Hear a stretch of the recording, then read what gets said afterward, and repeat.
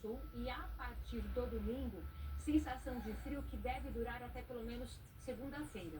Alerta de temporal para amanhã do oeste aqui, ó, Mato Grosso do Sul até o oeste do Rio Grande do Sul. No sábado, essa área sobe um pouco mais. Do norte do Paraná até o Distrito Federal.